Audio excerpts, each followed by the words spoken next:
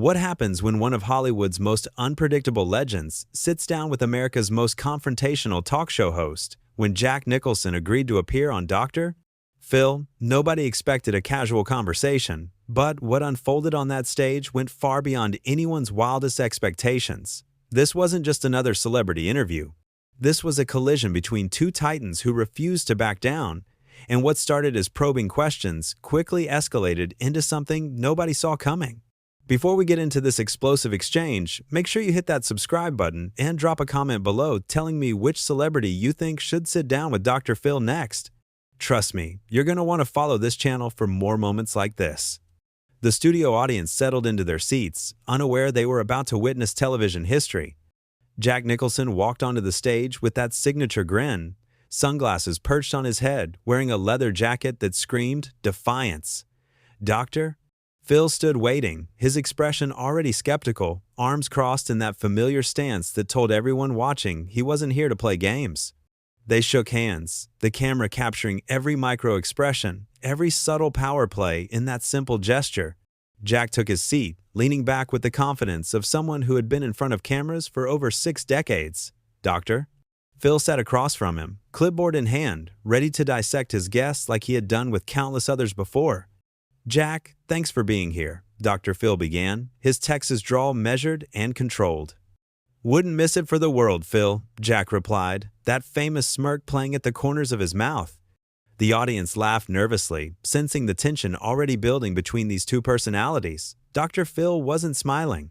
He leaned forward, fixing Jack with that penetrating stare that had made so many guests squirm over the years.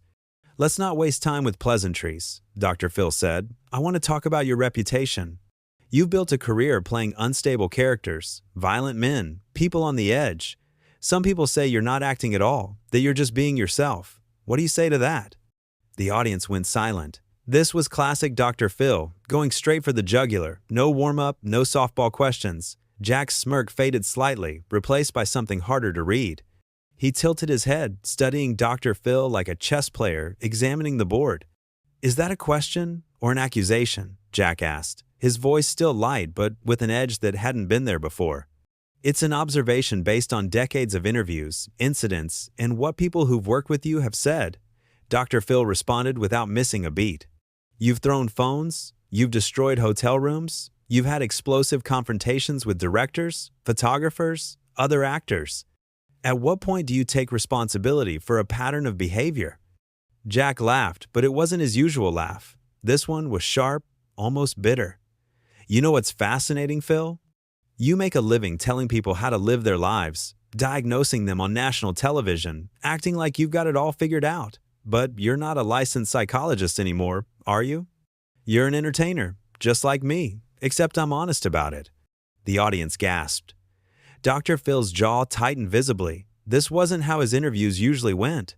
Guests typically became defensive, emotional, sometimes angry, but they rarely attacked him directly, and never this early in the conversation. "We're not here to talk about me, Doctor," Phil said, his voice dropping lower, more intense. "We're here because you agreed to come on this show and have an honest conversation about your life and your choices." "Did I?" Jack leaned forward now, matching Dr. Phil's energy. "Or did your producers call my people and promise this would be a respectful conversation about my career, my craft, and then you ambush me with amateur psychology and judgment?" Dr. Phil set down his clipboard with a deliberate thud that echoed through the studio. "Jack, I've been doing this for over 2 decades.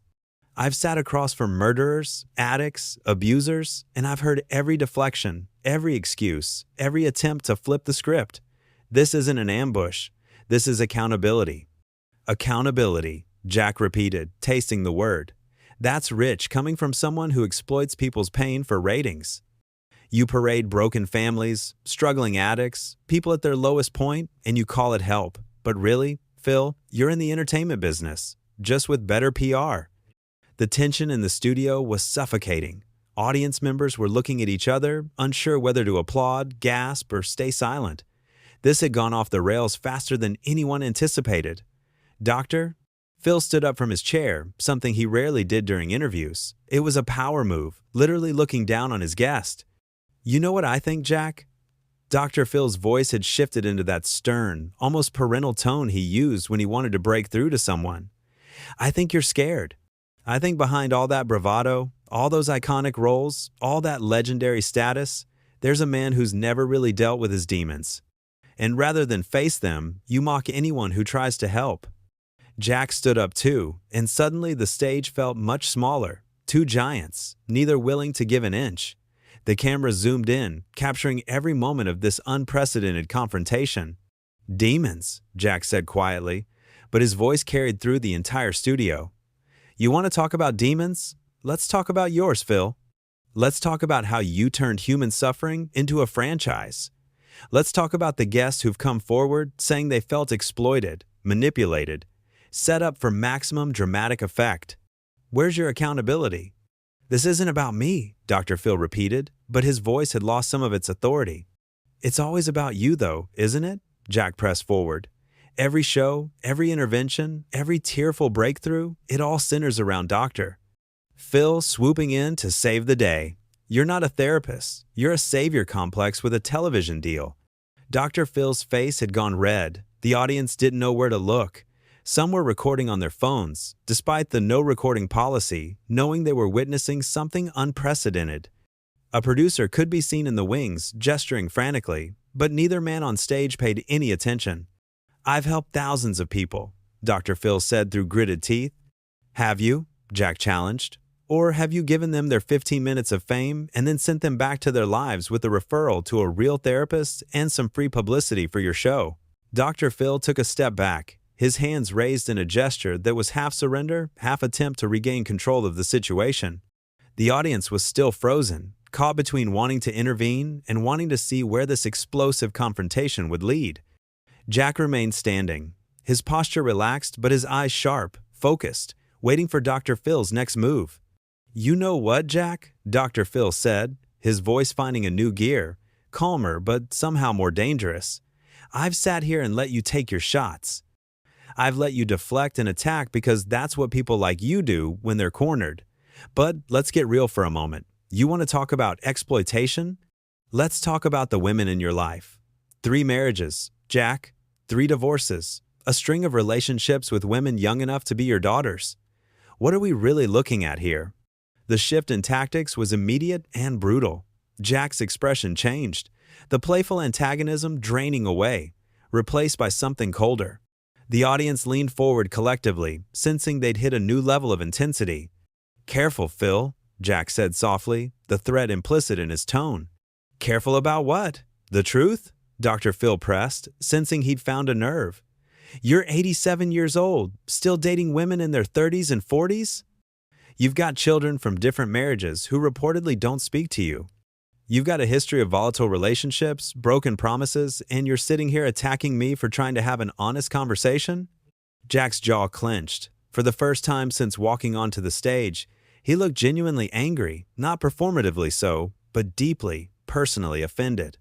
You don't know anything about my relationships. You don't know anything about my family. You read some tabloid headlines and you think you understand my life? I know patterns, Dr. Phil countered, sitting back down now, perhaps sensing he'd regained some control. I know that men who can't maintain stable relationships, who cycle through younger partners, who alienate their children, are usually running from something, usually running from themselves. And women who marry television psychologists with God complexes are usually looking for father figures. Jack shot back. Should we analyze Robin's choices, Phil? Should we talk about what it says about someone that they married a man who spends his days judging everyone else? The mention of Dr. Phil's wife brought an audible gasp from the audience. This had crossed a line, and everyone knew it. Dr. Phil's face went from red to nearly purple. He stood again, his finger pointing at Jack. You leave my wife out of this, he said, his voice shaking with barely controlled rage. Why? Jack spread his hands wide, his voice rising. Why is your family off limits but mine is fair game? Why do you get to psychoanalyze my relationships but yours are sacred? You see the hypocrisy here, don't you, Phil? Or are you so far up your own? Because I'm not the one with the problem, Dr. Phil shouted, cutting him off. The audience had never heard him lose his composure like this. I'm not the one who destroyed 3 marriages. I'm not the one whose kids won't talk to him. I'm not the one who spent 60 years hiding behind characters because facing reality is too painful." Jack laughed, but there was no humor in it. "You think you know me? You think sitting in your comfortable studio, reading prepared notes from your research team, gives you insight into who I am? I've lived more life in a month than you've experienced in your entire sanitized, controlled, focus-grouped existence." "That's what people say when they've made a mess of their lives," Dr. Phil countered, his professional demeanor cracking further. "They romanticize chaos. They call dysfunction living life. But at the end of the day, Jack, you're alone. You're isolated. You've burned so many bridges, there's nowhere left to go but down." The words hung in the air like a challenge. Jack's face had gone very still, very calm, which somehow seemed more threatening than his earlier anger. He walked closer to Dr. Phil, close enough that security guards in the wings tensed visibly, ready to intervene if necessary. "You want to talk about being alone?" Jack's voice was barely above a whisper now, but the microphones picked up every word. "Let's talk about what it's like to build a career on other people's pain. Let's talk about going home every night knowing that your success depends on finding broken people and putting them on display. How does that feel, Phil? Does Robin ask you about it? Does she wonder who you really are when the cameras stop rolling?" "I help people," Dr. Phil insisted, but his voice had lost its conviction. "You help yourself," Jack corrected. "You found a goldmine in human misery, and you've been mining it for decades. At least when I play a character, everyone knows it's fiction. You peddle fiction and call it therapy. You offer quick fixes to complex problems and send people away thinking they've been healed. That's not help, Phil. That's malpractice with better lighting." Dr. Phil opened his mouth to respond, then closed it. For a moment, he seemed genuinely lost, a rare sight for someone who'd made a career out of having all the answers. The audience was silent, riveted, unsure whether to applaud, intervene, or simply bear witness to this unprecedented moment. "You know what your problem is, Jack?" Dr. Phil finally said, his voice hoarse. "You're brilliant. You're talented beyond measure. You've created performances that will live forever, but you've never figured out how to be a person. You've spent so long being Jack Nicholson, the legend, the icon, the wild man of Hollywood, that you've forgotten how to just be Jack, and that terrifies you." Jack stood motionless for a long moment, his expression unreadable. Then, slowly, deliberately, he clapped, slow, sarcastic applause that echoed through the studio. "Bravo, Dr. Phil. That was quite a monologue. Did you write that yourself, or did your team prepare it? Because it sounded rehearsed. It sounded like something you'd say to get a standing ovation from your audience and a viral clip for social media." "It's the truth," Dr. Phil said quietly. "It's a story you're telling yourself to justify what you do," Jack responded. "You need me to be broken. You need me to be damaged. Because if I'm not, if I'm just a guy who's lived his life on his own terms and made choices you don't approve of, then what's the point of this show? What's the point of you?" Dr. Phil sank back into his chair, and for the first time, he looked tired. Not just physically tired, but existentially exhausted. "Why did you come here, Jack? If you hate what I do so much, if you think this is all fake, why did you agree to sit in that chair?" Jack smiled, but it was different now, sadder somehow. "Because you invited me. Because somewhere in the back of my mind, I thought maybe, just maybe, you'd surprise me. I thought maybe there was a real person under all the television persona, someone who actually wanted to have a conversation instead of a confrontation. And I thought," Dr. Phil said, matching Jack's quieter tone, "that maybe you'd be willing to actually look at your life honestly instead of hiding behind attacks and deflections." They stared at each other across the stage, two men who'd spent their entire careers performing, now unsure what was performance and what was real. The audience remained silent, sensing that something had shifted, that they'd moved past the fireworks into something more genuine, more vulnerable, and somehow more dangerous. "So what now?" Jack asked, still standing, still holding his ground. "Do we keep going in circles? Do you keep trying to fix me, and I keep telling you you're full of it? Or do we actually try something different here?" Dr. Phil rubbed his face with both hands, a gesture of weariness that his viewers had rarely seen. "I don't know, Jack. You tell me. You're the one who seems to have all the answers." "I don't have answers," Jack admitted, and it was perhaps the most honest thing he'd said since sitting down. "I've got questions, just like everyone else. I've got regrets, failures, things I wish I'd done differently. but I'm not interested in confessing them to you on national television so you can package them into a teaching moment. Dr. Phil looked up at Jack, and for a moment, the facade seemed to crack completely. Then what are you interested in, Jack? Why are we here? Because right now, this feels like a waste of everyone's time. Jack finally sat back down, but he didn't lean back casually like before. He sat forward, elbows on his knees, suddenly looking every bit of his 87 years. You want to know why I'm really here? Because I wanted to see if you were real. I wanted to see if the man who claims to care so much about people actually cares, or if it's all just another performance. And what's your verdict? Dr. Phil asked, his voice stripped of its usual authority. Still deciding, Jack said, but I'll tell you this. The moment you stopped trying to diagnose me and started actually listening, that's when you became interesting. That's when this became worth my time. Dr. Phil leaned back in his chair, studying Jack with fresh eyes. You know what I see when I look at you? I see someone who's spent his entire life being told he's special, that normal rules don't apply to him. And maybe that was true in Hollywood, maybe that worked for your career, but it doesn't work for relationships, it doesn't work for family. And you think your way works better? Jack challenged, but without the venom from before. You think having all the answers, always being right, always knowing what everyone else should do with their lives, that makes you good at relationships? I never said I was perfect, Dr. Phil responded. No, but you imply it every single show, Jack countered. You sit in that chair, you look at broken people, and you tell them exactly what they need to do to fix themselves.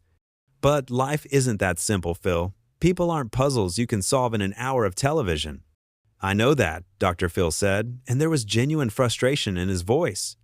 You think I don't know that? You think I don't lie awake at night wondering if I actually helped anyone or if I just made good television? You think I don't question myself? The audience stirred. This wasn't the Dr. Phil they knew. This wasn't the confident authority figure who always had the answer. This was something else entirely, something raw and unscripted. Then why do you keep doing it? Jack asked, leaning forward even more, genuinely curious now. If you have those doubts, if you question whether you're actually helping, why keep going? Dr. Phil was quiet for a long moment. When he spoke, his voice was softer than anyone had heard it, because sometimes it works. Sometimes I sit across from someone and something clicks, something changes, and they walk out of here with a chance they didn't have before. And I tell myself that if I can do that, even once in a while, it's worth all the rest of it. Even if it means exploiting people's pain? Jack pressed, but gently now, like he was genuinely trying to understand rather than attack. I don't see it as exploitation, Dr. Phil said. I see it as giving people a platform, resources, attention they wouldn't get otherwise. Do I profit from it? Yes. Does that make it wrong? I don't know anymore, Jack. I honestly don't know. The honesty in that admission seemed to surprise both of them. Jack sat back slightly, processing what he'd just heard. The audience was so quiet you could hear the studio lights humming overhead. You know what's strange? Jack said finally. I came here ready to hate you. I came here ready to expose you as a fraud, to tear down everything you've built. But sitting here now, listening to you actually be honest for once, I realize you're just as confused as the rest of us. You're just better at hiding it. And you, Dr. Phil said, a slight smile crossing his face, came here pretending to be the rebel, the guy who doesn't care what anyone thinks. But you care deeply, don't you? You care so much, it hurts. And that's why you push people away before they can leave you first. Jack laughed, a real laugh this time, genuine and surprised. There's the Dr. Phil I was expecting. Can't help yourself, can you? Always need to get that diagnosis in. It's who I am, Dr. Phil shrugged. Just like being defensive and combative is who you are. We're both playing roles, Jack. The difference is I admit mine is a role. Do you, though? Jack tilted his head. Because from where I'm sitting, you believe your own press. You believe you're actually helping people, that you're making a difference. And maybe you are, sometimes. But you're also profiting from pain, and you've convinced yourself that's noble. And you've convinced yourself that caring about nothing is freedom, Dr. Phil shot back. But there was less heat in it now. That pushing everyone away means you can't be hurt. But you're already hurt, Jack. You've been hurt for years. You're just too proud to admit it. They sat there, two men who'd built entire careers on never backing down, never showing weakness, now stripped of their armor in front of millions of viewers. The moment stretched on, neither willing to break first, but neither quite as hostile as they'd been. "My daughter doesn't speak to me," Jack said suddenly, quietly. The admission seemed to surprise even him. "Jennifer, we haven't talked in 3 years." Not because of some big fight, not because of some dramatic moment, just because I never learned how to be a father. I was too busy being Jack Nicholson. Dr. Phil didn't pounce on the admission like he normally would have. He didn't lean forward with that eager therapist expression, ready to dig deeper. He just nodded slowly. "My son and I went through a rough patch a few years back. Nothing we couldn't work through, but it reminded me that even when you think you have all the answers, family has a way of showing you how little you actually know." "So, what did you do?" Jack asked. And the question wasn't confrontational, it was genuine. "I listened," Dr. Phil said simply. "For the first time in years, I shut up and actually listened to what he was saying instead of trying to fix it or explain why he was wrong. And it helped. Not completely, not magically, but it helped." "You think I should call Jennifer?" Jack asked. "I think," Dr. Phil said carefully, "that you should ask yourself why you haven't already. And maybe the answer to that question is more important than whether you actually make the call." Jack smiled ruefully. "You're good. Even when you're being honest, you're still working." "So are you," Dr. Phil pointed out. "Every word, every gesture, you're performing. The question is, who are you performing for? Me, the audience, or yourself?" "Maybe all three," Jack admitted. "Maybe I've been performing so long I don't know how to stop." "Then don't stop," Dr. Phil said. "Just be honest about what you're performing and why. Stop pretending it's all effortless. Stop pretending nothing touches you. Let people see that it cost you something to be Jack Nicholson." "And you?" Jack asked. "Are you going to stop pretending you have all the answers?" Dr. Phil smiled, tired but genuine. "Probably not. It's too late to change the format now, but maybe I can be more honest about the questions. Maybe I can admit when I don't know instead of always having to be right." "That would be refreshing," Jack said. They sat in silence for a moment, the tension that had dominated the entire interview finally dissipating. The audience seemed to collectively exhale, unsure what they'd just witnessed, but certain it was unlike anything they'd seen on this show before. "So where does this leave us?" Dr. Phil asked, finally. "Are we good? Are we enemies? Are we something in between?" "I think," Jack said slowly, "we're two old men who've been doing this too long to change completely, but maybe long enough to recognize ourselves in each other." "I don't like what you do, Phil. I don't like the format, the exploitation, the packaging of pain into digestible segments. But I respect that you're trying, in your way, to make some kind of difference. And I don't like your lifestyle, your choices, the way you've treated people, Doctor." Phil responded, "But I respect that you've lived authentically, that you've never pretended to be anything other than who you are, even when who you are makes people uncomfortable." Jack stood up, and this time Dr. Phil stood with him. They looked at each other for a long moment, then Jack extended his hand. "Doctor?" Phil took it, and they shook, longer than the perfunctory greeting at the start of the show. This handshake meant something different, an acknowledgement of mutual respect born from mutual combat. "This was not what I expected," Jack said. "Me neither," Dr. Phil admitted. "But maybe that's what we both needed." Jack turned to walk off stage, then paused and looked back. "Hey Phil, one more thing. That thing you said earlier about me being terrified of being just Jack instead of Jack Nicholson? You might have been right about that. Not that I'm going to admit it publicly or anything." Dr. Phil smiled. "And that thing you said about me having a savior complex? Yeah, probably some truth to that too. But don't expect me to bring it up on next week's show."